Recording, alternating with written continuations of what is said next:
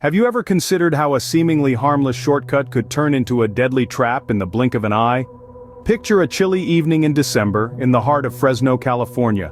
A mother, Joy Frances Collins, and her two children, an 8-year-old girl named Joyanna Harris and her 9-year-old brother, are rushing to catch a bus. The humdrum of the city is pierced by the ominous rumble of an idling train, a gargantuan steel beast blocking their path. The clock is ticking. The bus is about to leave. In a moment of desperation, Collins makes a decision that will haunt her forever. She instructs her children to crawl under the still, but ominously humming train, promising them it's a shortcut to the bus waiting on the other side. The brother goes first, a young explorer venturing into the unknown. He emerges on the other side, shaken but unharmed. With a pounding heart, little Joyanna follows her brother's footsteps, her small body disappearing under the hulking mass of the train. But then, the unthinkable happens. The idling train roars to life, its wheels grinding against the tracks, the earth trembling under its monstrous power. Joyanna, trapped under the behemoth, doesn't stand a chance. Her life is snuffed out in an instant, her dreams crushed under the unforgiving steel. Meanwhile, her brother, having just faced his own brush with death, is left injured, both physically and emotionally. A moment of impatience, a shortcut that was anything but, and a family is shattered beyond repair. Joy Frances Collins, a mother driven by desperation, is left with a life sentence of regret and guilt. She's arrested and later sentenced to 6 years in prison for child abuse and endangerment. She pleads for mercy, her voice echoing in the sterile courtroom, her words falling on deaf ears. Her son, a survivor of the horrifying ordeal, is now in the care of his grandparents, carrying the scars of that night with him.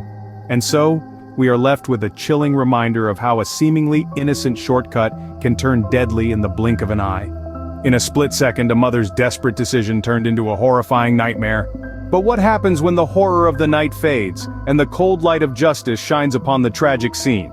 When the wails of the sirens quiet, the aftermath of the tragedy unfolds. In the cold December of 2018, the wheels of justice began to turn. Fresno police, acting swiftly on the horrifying incident, arrested Joy Frances Collins. She was charged with child abuse, a result of her decision that led to an unthinkable loss. A mother, who should have been the protector of her children, was now in the eyes of the law, their tormentor. The trial that followed was a somber affair. The courtroom was filled with a heavy silence, the air thick with regret and sorrow. Collins was found guilty of 2 counts of child abuse and endangerment.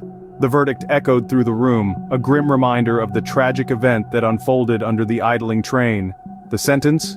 6 long years in prison, a momentous decision, reflecting the gravity of her actions. Yet what is 6 years compared to a lifetime robbed from an innocent child? What is 6 years in the face of a brother's injury and trauma? During her sentencing, Collins pleaded for mercy. Her voice trembled as she spoke. "There's not a day that goes by that I don't regret any of that, and I do. And I beg for your mercy so I won't have to go into a prison." But regret, as they say, is always in the past tense. It is a cold comfort for a life that was abruptly ended, a future that was brutally snuffed out. And what of the surviving child, you might wonder? Colin's son, a mere 9 years old, now resides with his grandparents. A small mercy perhaps in the midst of such a bleak narrative.